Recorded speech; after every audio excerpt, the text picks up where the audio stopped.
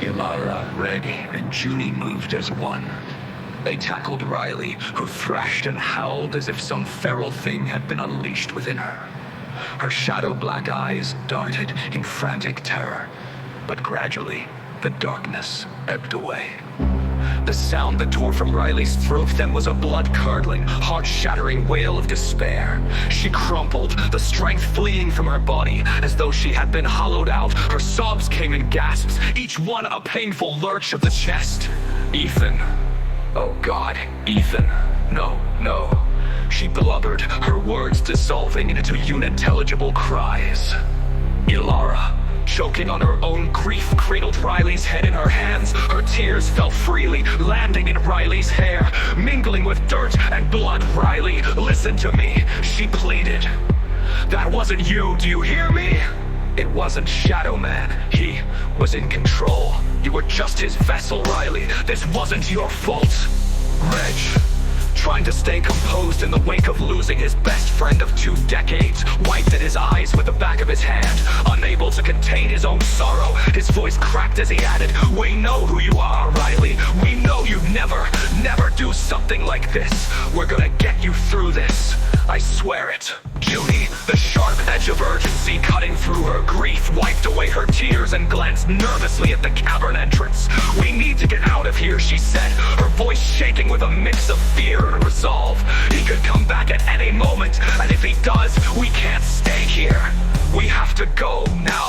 But Riley was lost in her grief, her sobs slowly subsiding into a numb silence. Her eyes, once full of life, now stared blankly into the distance, seeing nothing but the horror of what she had done. She was slipping away, retreating into a place deep within herself, a place where the pain couldn't reach her. Her voice, when it came, was monotone, devoid of the vibrant spirit they had known for so long. "Shadowman's not here," she muttered, her voice hollow. I don't know how I know, but he's not here anymore. He's going to the party. He's going to Dickie's house." Ilara hesitated, her gaze lingering on Ethan's lifeless body and severed head.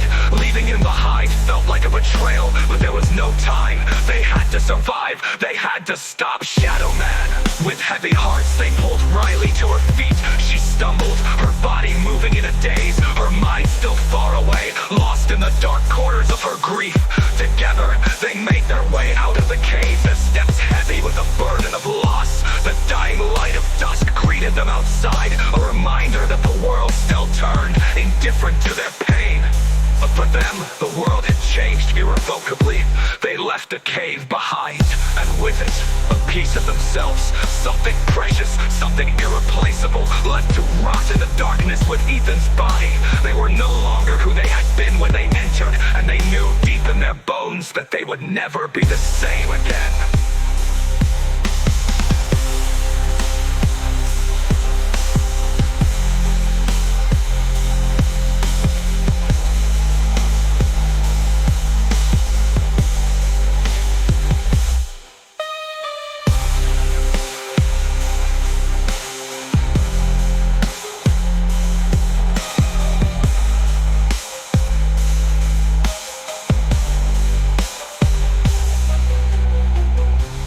For them, the world had changed irrevocably.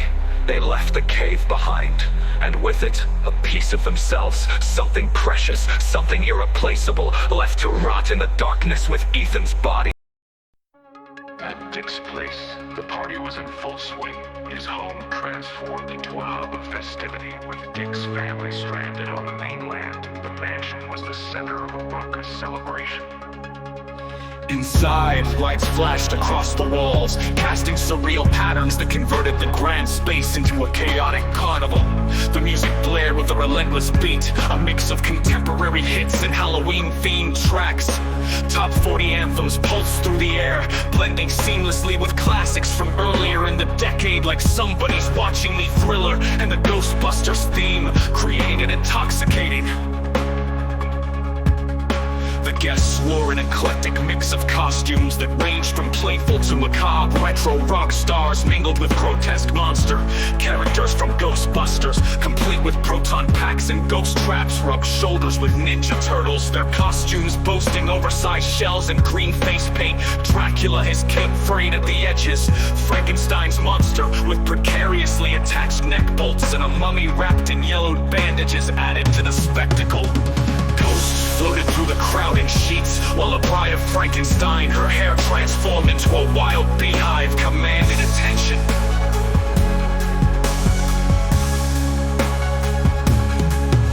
Mingling scents of spilled alcohol and greasy snacks created an overpowering blend of odors. The musty scent of a fog machine mixed with the acrid tang of sweat and cheap makeup, heightening the sensory overload.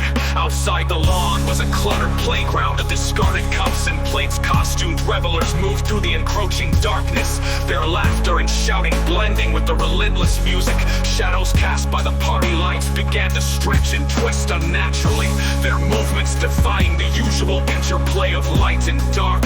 As the sun dipped below the horizon, a van from Harborside Pizza arrived. The delivery man, a young man with a perpetually tired expression, stepped out, hauling a stack of pizza boxes. As he unloaded the dozens of pizzas, he grumbled to himself, "Damn, I'm violating curfew for this, and I don't even get a tip. Great." He finished unloading the pizzas and prepared to leave. With a horrifying jolt, he was yanked under the vehicle, his scream a raw, gut-wrenching sound that was swallowed by the cacophony of the party. Moments later, blood began to ooze from beneath the van, pooling onto the pavement in dark, spreading stains. The partygoers, absorbed in their own inebriated revelry, remained blissfully unaware of the grim scene unfolding just outside their awareness. The mansion itself seemed to throb with a malignant energy, a low, vibrating hum that grew more intense as the night deepened. Shadows coiled and twisted with a predatory intent, sending shivers through anyone who glimpsed them. The party, once a celebration of excess and fun, now felt tinged with a creeping dread, its veneer of merriment barely concealing the darkness lurking beneath.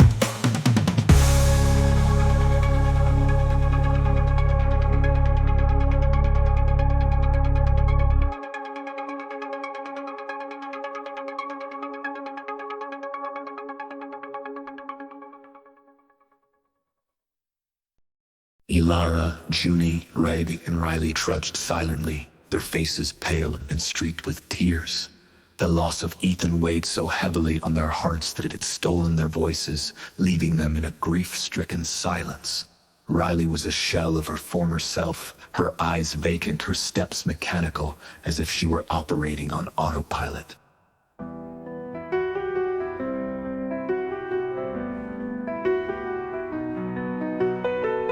As they made their way into town, the fading light of dusk casting long shadows across their path. The town itself bore the scars of recent chaos. Paramedics moved with grim determination, treating the wounded and zipping up body bags with solemn precision. The flicker of fires being extinguished illuminated scenes of destruction, smashed windows, overturned furniture, and once sturdy structures now reduced to debris. As they passed a row of houses, the sight of crying citizens broke the silence. One woman knelt on her blood-stained walkway, her sobs echoing, while another stared blankly into the distance, her expression one of hollow despair.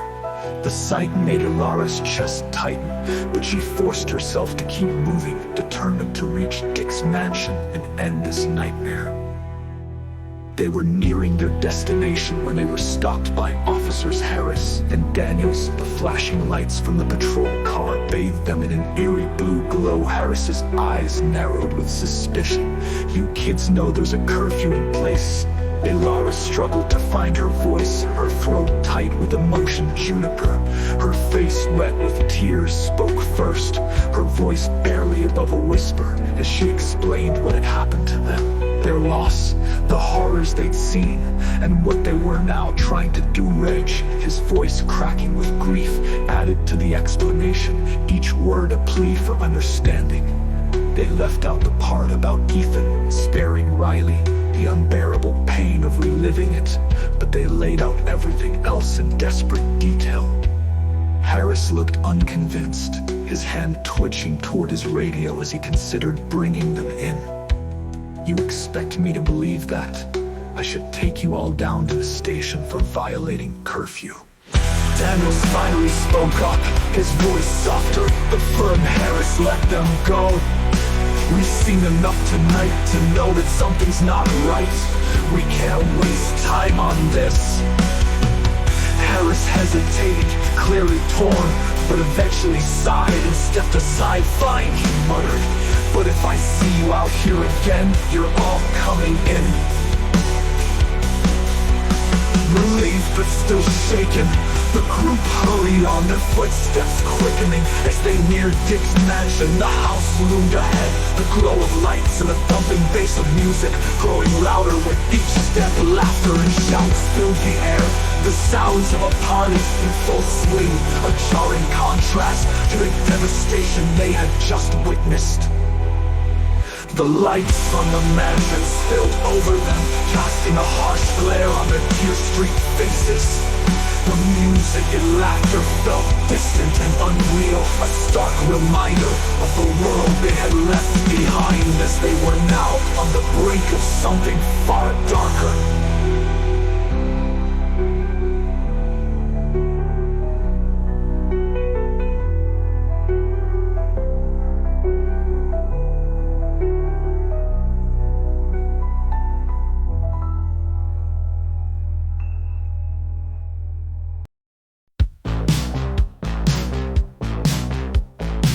Alara, Junie, Rag, and Riley trudged up the driveway to Dick's mansion, their eyes drawn to the pizza van. The pool of blood seeping out from underneath caused a shiver, but they pressed on. They had no time to lose. They pushed open the door and were immediately hit by the chaotic energy of the party. The thumping music, flashing lights, and the raucous laughter were a harsh contrast to the horrors they had just witnessed.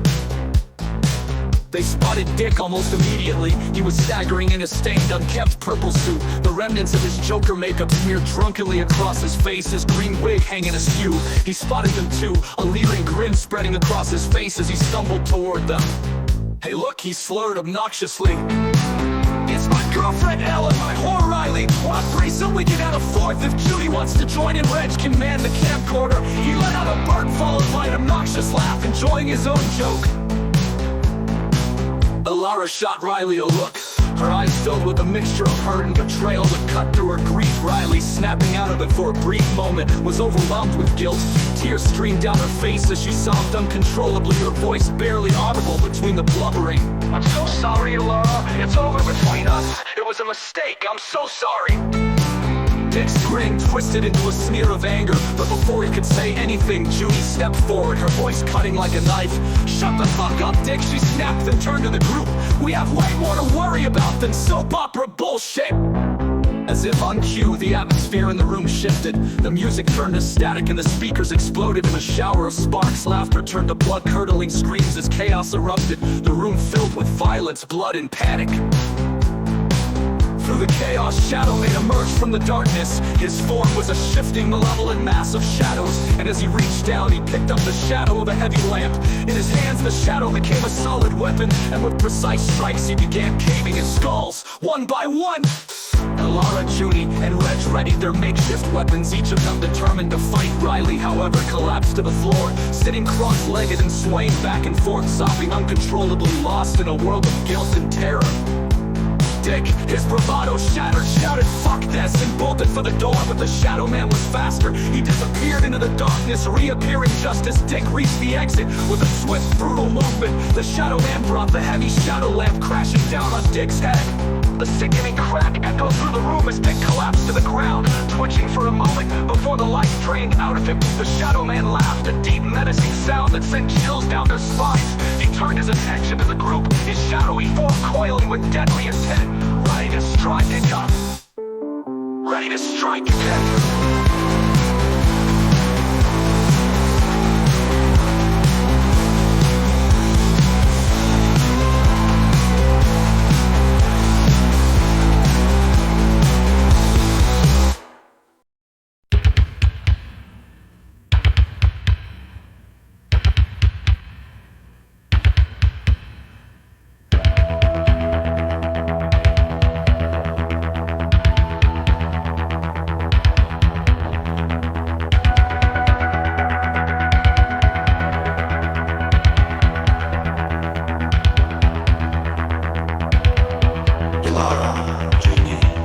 Reg stood ready, their weapons, shovel, pry bar, and 2x4 heavy in their hands.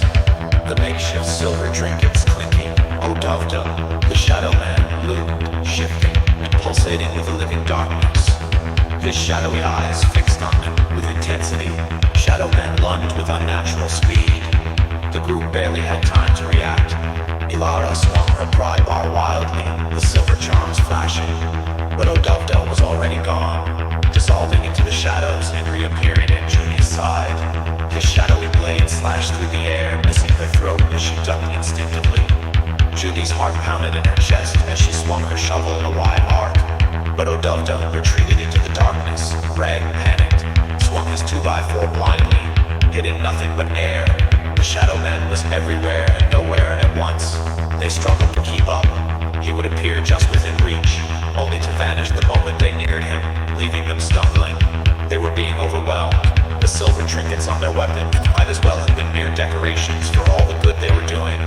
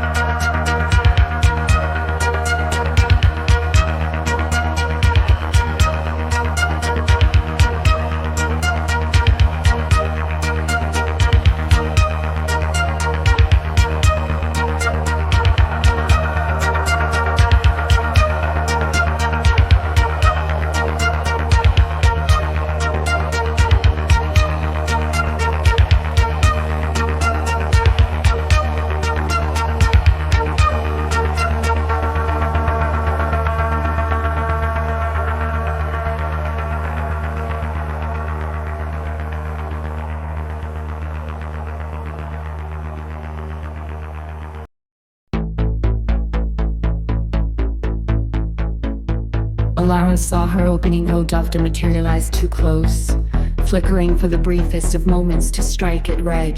Alara lunged, her pry bar connected with a sickening thud, and for an instant the silver flared. Odavda screamed as his form solidified, darkness peeling away like rot. He was vulnerable and they knew it. Junie and Reg pressed the attack. Junie's shovel connected with a crunch, silver charms cutting into his flesh, drawing shadowy blood that struck the ground. Reg followed, his 2x4 smashing into the Shadowman's head with desperate force. Odavda struggled as they rained down blows upon him. Blood pooled around him, transforming into shadow. But Odavda was not defeated so easily. As they struck him, he began to shift, gathering strength from the shadows. His movements grew desperate and erratic. His blade sliced Junie's arm, drawing a scream as it bit into her flesh. Reg barely dodged a swipe that was so close that he could feel the chill of it against his neck. Alaris fought to keep her focus. The sight of Junie's blood nearly sent her spiraling, but she forced herself to stay in the moment. They couldn't give up. They were too close. With ferocity, she swung the pry bar, catching Odavda across the chest. The silver flared again, and Odavda's form stuttered, solidifying his ability to dissolve into the shadows cut off. They had him. Odovda's strength waned, his blood flowed freely, a dark substance that spread into shadow as it hit the ground. He slowed. But even as they drove him to the brink, his eyes burned with hatred. With a snarl, Odovda threw himself into the shadowy blood, vanishing. The room fell into an uneasy silence. The trio stood there, weapons at the ready, staring at the spot where he had disappeared. Suddenly, Riley's scream pierced the air. "Look out," she cried, her eyes wide as she pointed at shadows that were forming into Odovda behind Alara. Armed with a blade of shadow, Riley hurled herself at her old friend, knocking her to the ground just as the blade meant for Alara's plunged into Riley's chest. Odovda's laughter echoed. He watched as Riley collapsed, her blood staining the floor. With a mocking smile, he faded into the darkness, leaving only chilling silence. Alara scrambled to Riley's side and pulled her close. Riley's breath was shallow, her skin cold to the touch. "Did I do good, Ellie?" she whispered weakly. "Do you forgive me?" Alara's heart broke, tears streaming down her face. "You did good, so good. I love you, I forgive you. Get some rest. You deserve rest." A weak smile flickered across Riley's lips before she went still, the light in her eyes fading to nothing. Alara's sobs filled the room, but even as she grieved, she felt the steadying presence of her friends. "We're not done." Junie whispered, her voice filled with determination. "I'm sorry, Alara, we're not done." Reg nodded, his expression grim. "He must be back at the Grove. It's our only chance."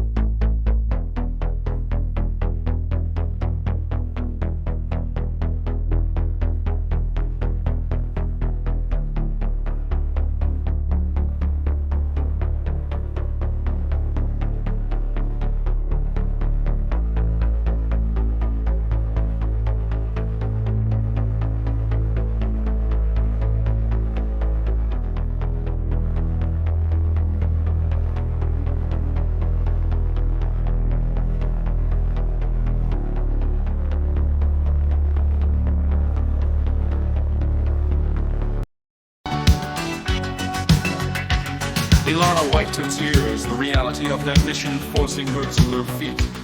Riley's sacrifice would not be in vain. With heavy hearts and unwavering resolve, they gathered their makeshift weapons and made their way to the gorge. The shadows of the grove loomed ahead, promising one final confrontation. They would see this through to the end, no matter the cost.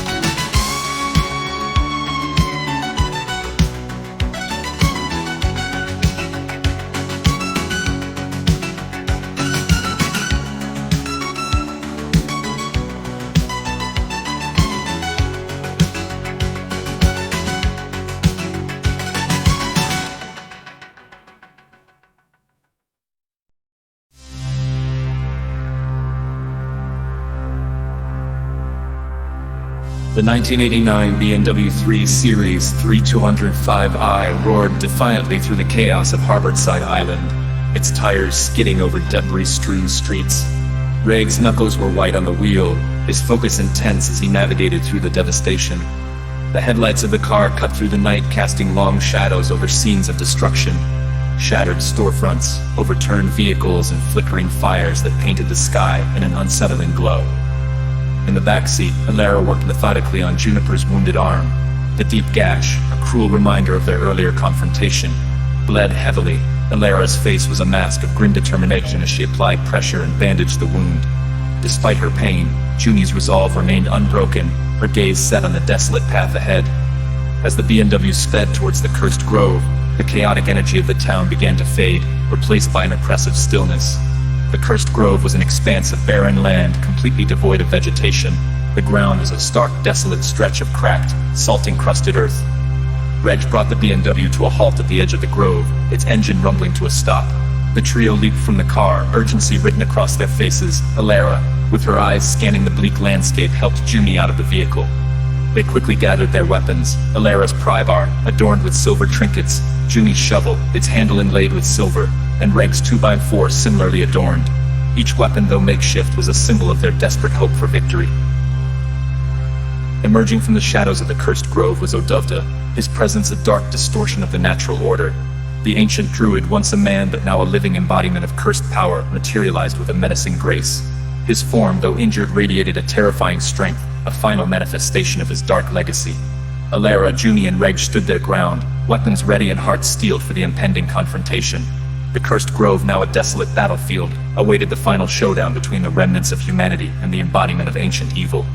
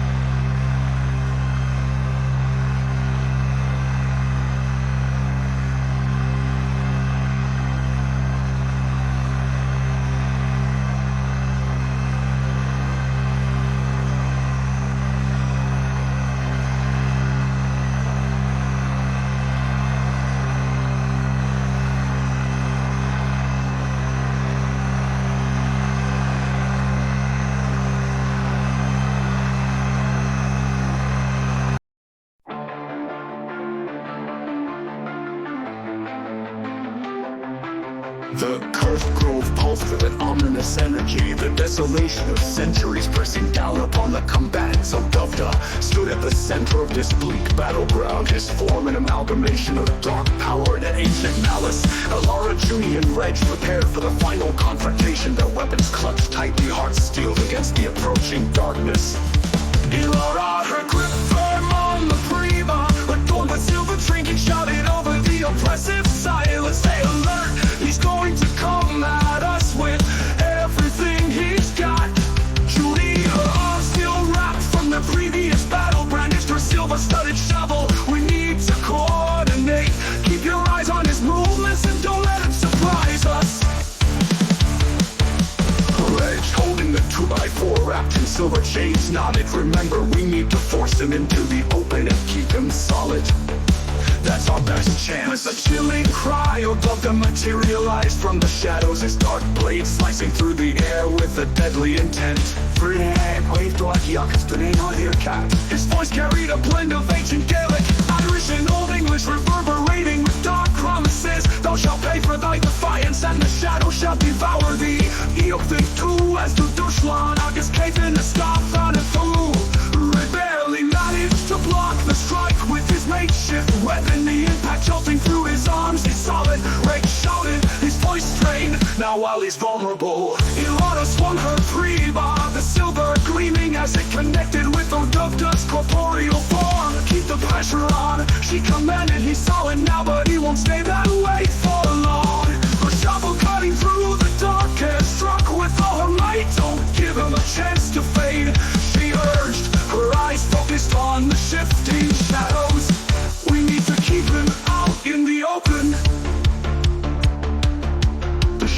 man roared in anger, his form flickering as he retreated into the darkness. I shall rend thee from the very light, he snarled, leap faith to a yell and roll a slot.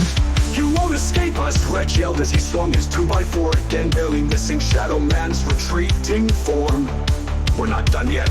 The shadows twisted around them, Olduvda's blade appearing from different angles in a relentless assault. Ilara narrowly avoided a deadly strike, her Prima striking back with grim determination. Watch his movements, she shouted, he's trying to disorient us. Fury swung her shovel with fierce resolve, keep at him. If he vanishes into the darkness, we lose our advantage. Olduvda's form re-emerged, his blade slicing with a vicious edge. Thou weapon insects before me, he taunted, his voice intense. Neither don't run, a stop flame remser.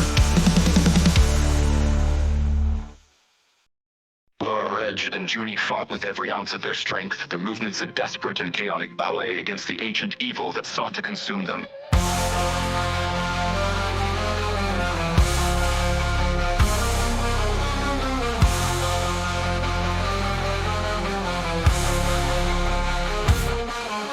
Yalara's prybar flashed with silver as it connected with Olduvda's form, forcing him back with each strike. We're getting through, she called out, her breath coming in ragged gasps. Keep pushing him.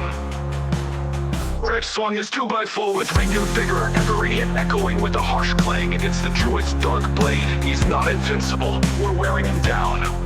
Junie, despite the deep gash on her arm, swung her shovel with fierce determination. Stay focused, don't let him regroup. Olduvda roared in frustration, his form flickering and distorting as he struggled against the relentless assault. Ni betu galu smacht. He snarled, thou shalt not escape my wrath. The trio worked in concert, their movements synchronized in a dance of survival. Alara's prybar met Olduvda's blade with a decisive clang, pushing him back into the shadows. Reg's 2x4 swept through the dark air, narrowly missing, but forcing the druid to recoil. Junie's shovel provided a constant threat, the silver edges gleaming with each swing. Despite their combined efforts, Olduvda's form remained elusive, flickering in and out of sight as he tried to evade their attacks. He began to chant to evade their attacks. He began to chant, his voice a haunting blend of ancient tongues. Lit Maratosh Krutha e Greek. His voice a dark melody filled the grove with an eerie resonance. I shall end thee, as it is written. As the chant intensified, the sky above the cursed grove began to shift. Tiny breaks in the heavy clouds opened, allowing the moonlight to pierce through the darkness. The beams of silver light struck the desolate land, casting eerie shadows that danced and writhed as if alive.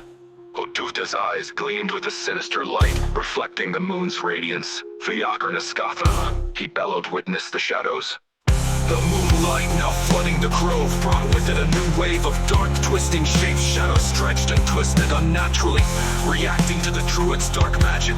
The battle intensified with the shadows now crawling and writhing, adding a new layer of danger to the already chaotic fight. Ilara, Reg, and Junie fought valiantly, their weapons flashing as they clashed with the encroaching darkness. The grove, now illuminated by the moon's ghostly glow, became a realm of contending forces, where light and shadow battled for supremacy. The confrontation reached a fever pitch, the moonlight casting a spectral glow over the cursed ground as Olduvda's malevolent chant echoed through the grove. Shadows danced with newfound energy, their dark forms weaving into the fabric of the ancient battle. The fight continued, a tumultuous clash between the living and the damned. The moonlight revealing a stark contrast between the flickering hope of the survivors and the encroaching darkness of the living curse.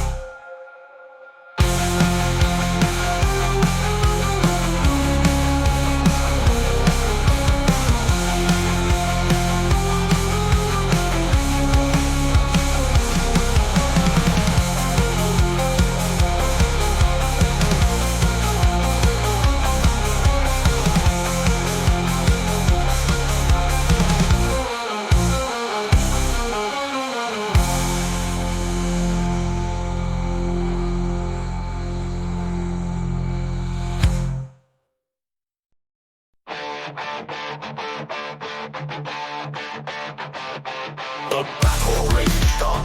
the intensity escalating with every second. The grove now seemed alive with malevolent energy. Shadows slithered and twisted, the dark forms plotting and distracting at every turn. What had been a focused fight against the Shadowmen had now become a struggle against living darkness itself. Odulf's once imposing figure now showed signs of wear. His robes tattered, his flesh bruised, the contusions like shadows on the shadowy skin. His resolve remained unbroken. He moved with fury, his blade slashing through the air with deadly precision. Alara swung her prybar with the viciousness she had known she possessed. We have to end this, she shouted, her eyes burned with a mix of fear and rage as she fought to keep the shadows at bay. Truly, despite the pain from her arm, but with an intensity that matched Alara's, her shovel struck out at both the Shadowman and the encroaching darkness. We can't let him win, she cried, her voice edged with the bitterness of loss. Odulf's voice filled the grove once more. Prithee, think ye these puny heroes may befools, lo, the morn approacheth, and with it my banishment from this earthly sphere. Yet this be but a respite, when next the tempest rages and Stowing's night draws nigh. I shall return more prudent than before. Your losses, your vaunted courage, all shall be as dust. For with each cycle my strength waxes revel in your folly. For when dawn's embrace consumes me, your glory shall be naught. His words cut with a sharpness that will rival his shadow blade. If we don't defeat him, he'll return in the future, worse than ever, Alara cried. Rage, fighting valiantly with his 2x4, swung with all his might, but the Shadowman was faster with a sudden, brutal movement. Odulfda thrust his dark blade through Reg's spine, red ribbon as he crumpled to the ground like a sack of potatoes. No, Alara's scream was primal, filled with the grief that threatened to consume her. Reggie, Judy screamed at the sight of him lying motionless, his body twisted in unnatural angles, ignited a rage in them both. Desperation and fury overtook Alara and Junie, transforming their attacks into something darker, more brutal. They fought not just to survive, but to annihilate Alara's playbar and Junie's shovel became instruments of wrath. Their strikes no longer calculated, but driven by raw emotion. The forces of light that had guided them were replaced by a darkness that matched the evil they faced. And it worked.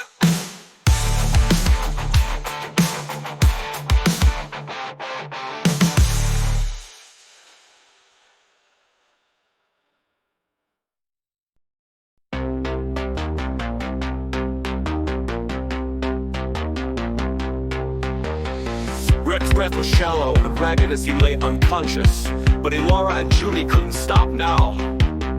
The sight of him lying there only fueled their fury. They had to finish this.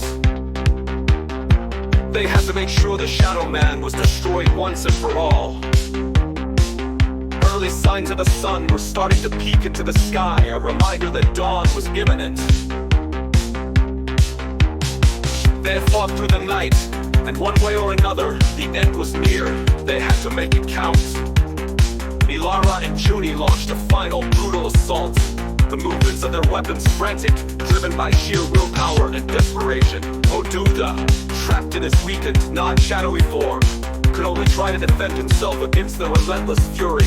Junie's shovel connected with Odulfda, and a guttural roar escaped his lips.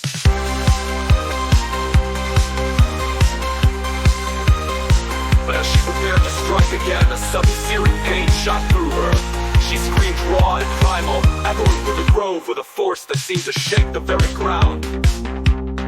She fell to one knee, her face contorted in agony. Alara whipped her head around, panic seizing her. Junie, are you okay? Her voice was thick with fear, the urgency in her tone betrayed the terror that gripped her heart. Junie forced herself to her feet, though her movements were shaking, her breath ragged. I'm fine, she shouted back, but her voice betrayed her. She was anything but fine, but there was no time to assess the damage. The darkness was pressing in around them, and they had to finish this.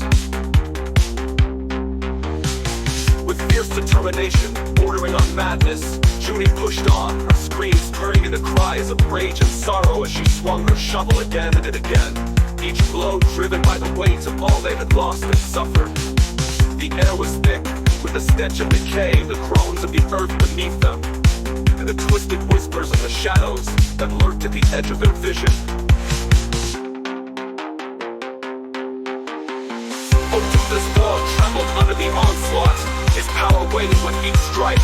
The shadows that had once obeyed his every command now seemed to recoil from him, retreating into the dark corners of the grove, as if sensing their master's impending doom.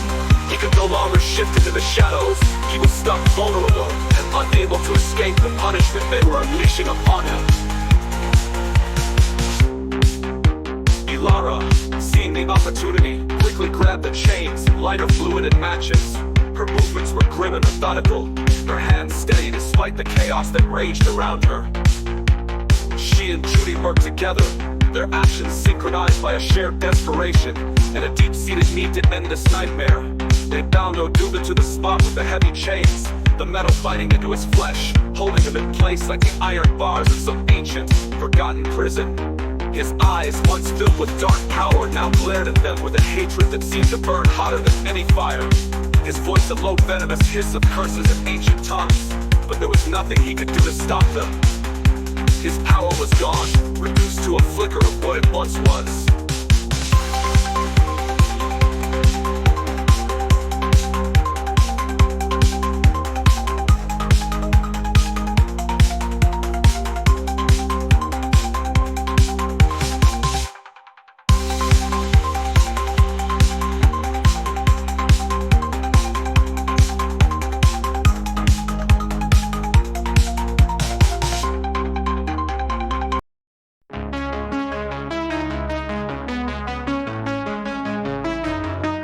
Ilara capped the lighter fluid. Her fingers slick with sweat and grime and doused Oduva's writhing form. The acrid scent of the liquid cut through the miasma of decay that clung to the grove like a malignant fog, mingling with the stench of Oduva's own corrupted essence. Judy stood nearby, trembling on the edge of collapse, her body a patchwork of bruises and wounds held together by nothing but sheer, unyielding will. Her shovel was slick with blood and ichor, a grim extension of herself, as her gaze bore into Oduva's face, now a grotesque mask of rage and impotence. The beast had been stripped of his once unfathomable power, reduced to a writhing, pathetic thing, a harbinger of doom, now pleading for a mercy that would never come. The dawn's first light began its slow, relentless crawl into the grove, casting a cold, pale glow that illuminated the twisted long branches above them. The shadows that had once danced to Oduva's. Every limb now recoiled in fear, retreating into the darkest corners of the grove, as if aware of their master's impending demise. The air was thick with the weight of ancient curses and long-forgotten horrors, but even these seemed to falter in the presence of the approaching sun. Ilara's hands trembled, though not from fear, but from the unbearable burden of all that had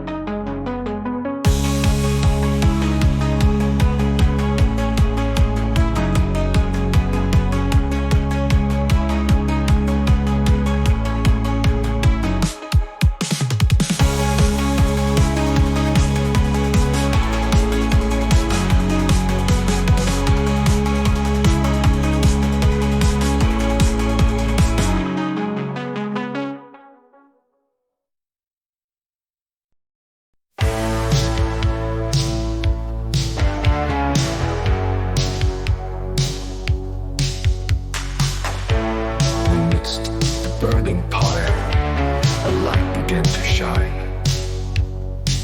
Not the ominous glow of curse and fire, but a pure, radiant beacon of hope. As the flames lit higher, two figures began to emerge from the light. A woman clad in a woolen dress with intricate Celtic embroidery, her hair covered by a simple linen coif, and a young child in a long tunic, a plaid cloak draped over his small shoulders. Their expressions were soft and sad, but there was a warmth in their eyes that cut through the lingering darkness. They stood across the grove, their presence a stark contrast to the horror that had plagued this place for so long.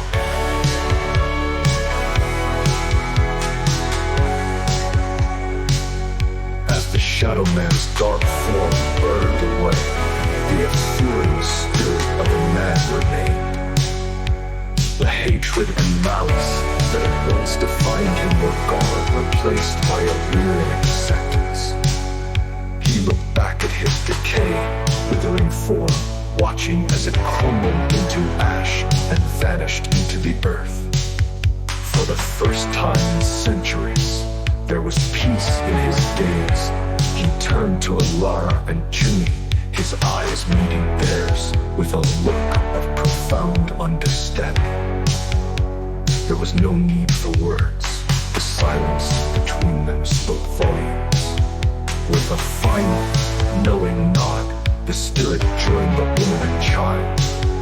They embraced him, and together they began to fade, their forms dissolving into the growing light of dawn. As the first rays of sunlight burst across the horizon, the grove was transformed. No longer a place of death and decay, but a vibrant living sanctuary bathed in the golden warmth of a new day. And as the last remnants of the past faded into nothingness, Alara and Junie stood together, watching as the grove came alive around them, and the dawn of a new beginning upon them.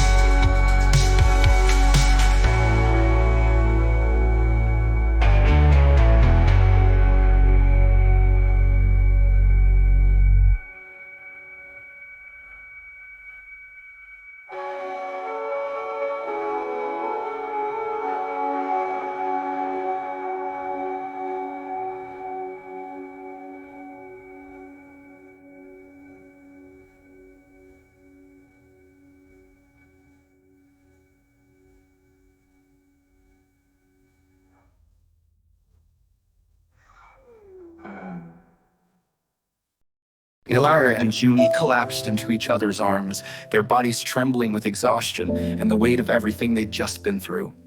But as Ilara pulled Junie close, she felt something wet and sticky on her hand. Pulling back, she looked down and saw blood seeping through Junie's clothes, a dark stain spreading across her side. "Junie, you're bleeding," Ilara whispered, her voice tight with fear. She could see the pallor of Junie's skin, how weak and unsteady she was. This wasn't just a minor injury. Junie had lost a lot of blood. "I'm okay," Junie tried to say, but her voice was faint, barely more than a whisper. She swayed on her feet, her breath coming in ragged gasps. Panic surged through Ilara. They were on the island. No hospital, no quick way to get help. In the mainland, they had no idea if they could even reach it, or if anyone there could help them. The realization hit her like a punch to the gut. They were on their own. Ilara's mind raced, trying to think of what to do, but then the weight of everything they'd lost came crashing down on them both.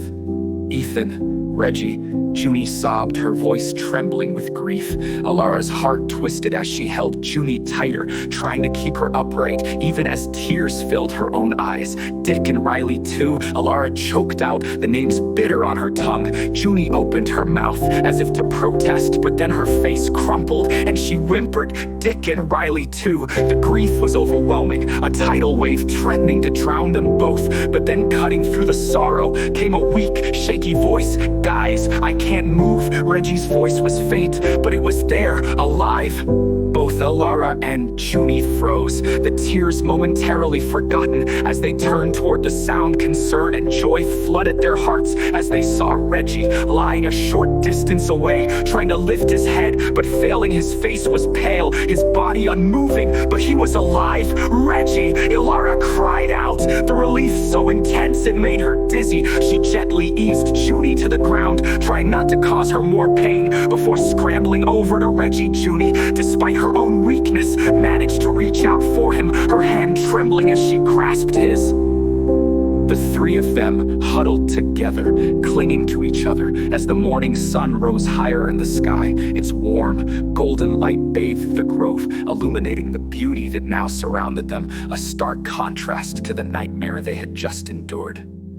But even as they held each other, the reality of their situation loomed over them. There was no hospital, no easy way to get help. The mainland was cut off, and they had no idea if anyone could reach them in time. But for now, as they sobbed in each other's arms, they were together, and that was the only comfort they had left.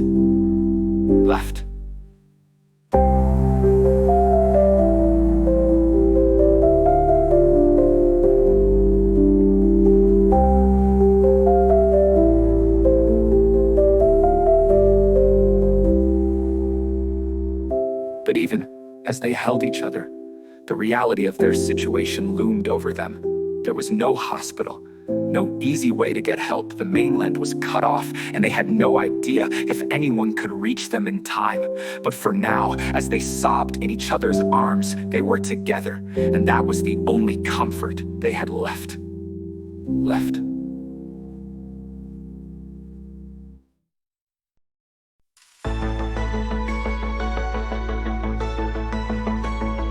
Laura whisked at Reggie, axing the BMW's body unresponsive from the waist down. She winced at the sight of his pale face, but there was no time to dwell on it. She quickly made her way to the passenger side, where Junie was propping herself up. Come on, Junie, Alara urged, slipping an arm around her best friend's waist and helping her into the passenger seat.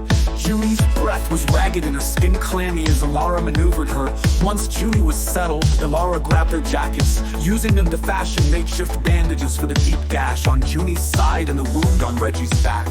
We're gonna make it, Alara whispered to herself. As much as Junie and Reggie, Alara couldn't afford to lose focus. She had to get them help.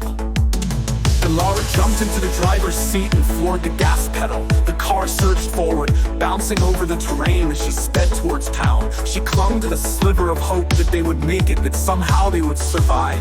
As the car barreled into town, Alara's heart leaped at the sight of survivors working together to rebuild, to help each other through the aftermath of the horrors they faced. But even more haunting was the sight of the National Guard, the vehicles and personnel spread throughout the town, aiding the wounded and providing much-needed relief. Alara screeched to a halt in front of the Harborside Diner, which had been transformed into a makeshift base of operations. She threw open the car door and screamed for help, her voice hoarse from exhaustion and emotion. Within seconds, National Guard medics were at her side assessing the situation.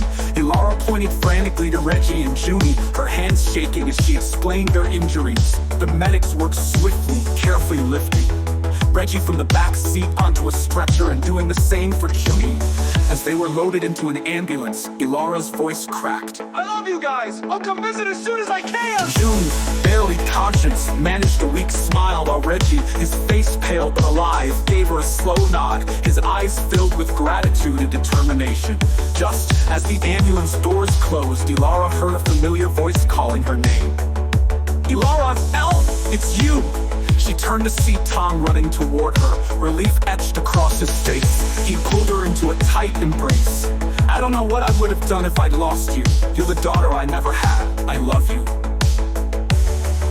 At that moment, the weight of everything she had done, everything she had lost, overwhelmed her. The responsibility she'd shouldered, the lives she'd fought to save, it all came crashing down. She allowed herself to feel the depth of it.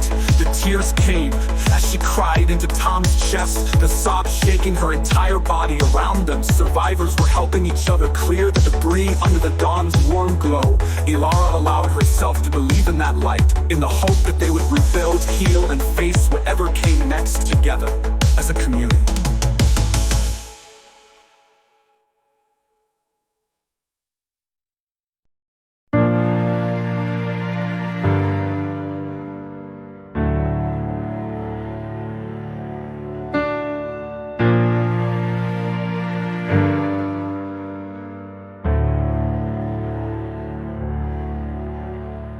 The funeral for Ethan was a beautiful, if slightly overly devout, ceremony.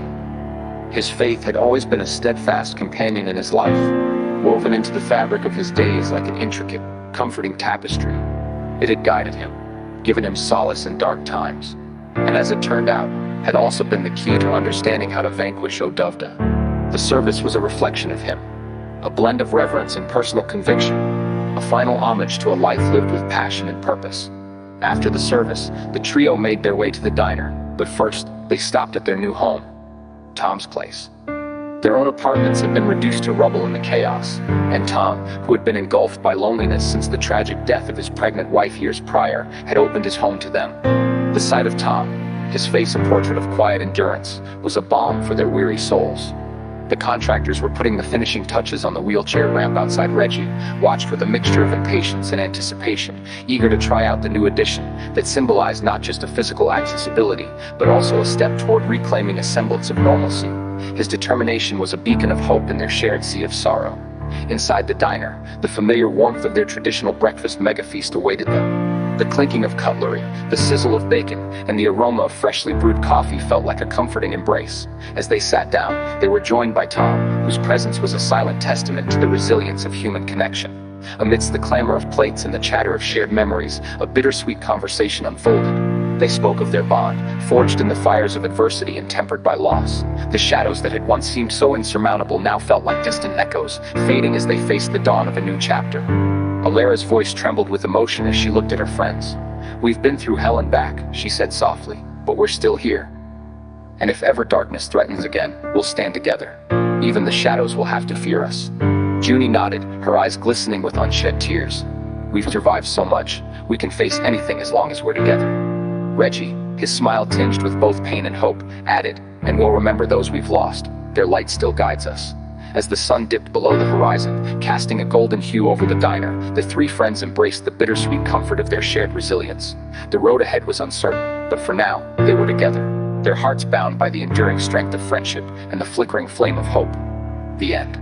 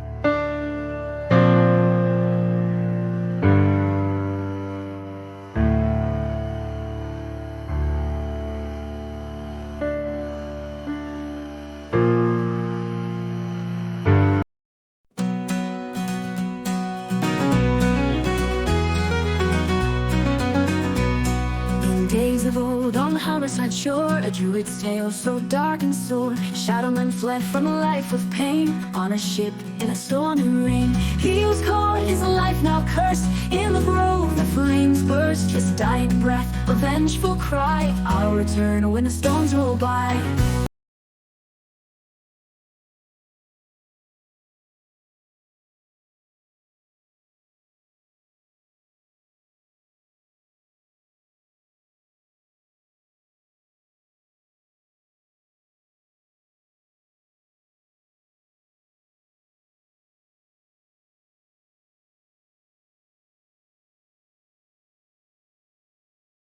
Fear the curse will align. Reggie, Alara, Junie, and friends gather around where the darkness ends.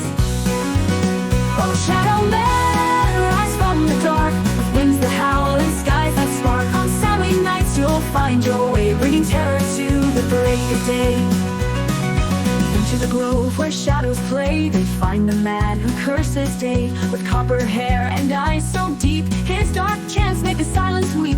Through ancient caves they search in vain, with pride bars and a heart full of pain. Riley possessed brings death and woe, Ethan falls, the blood does flow.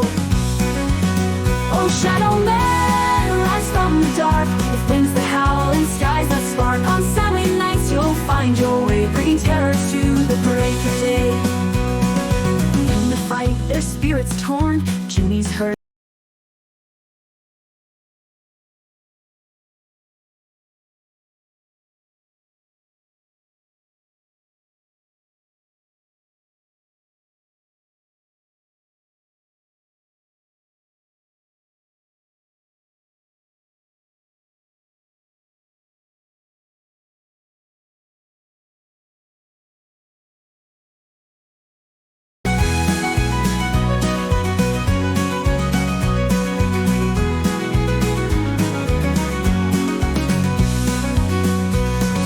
Gone wounds begin to heal. Reggie's fight and Junie's appeal. Tom's quiet strength, their beacon bright. In their hearts a glimmer of light. They share a feast, reflect on scars. Their bonds are strong beneath the stars. Though shadows linger, hope remains. In the dawn they'll break the chains. Oh, Shadowman, rise from the dark, with wings that howl and skies that spark. On Saturday nights you'll find your way, bringing terror to the break of day. In the grove where the darkness lies, they face the storm beneath the sky. Shadowman's curse now laid to rest. In their hearts the tales confess. In the grove where the darkness lies, they face the storm beneath the skies. Shadowman's curse now laid to rest. In their hearts the tales confessed.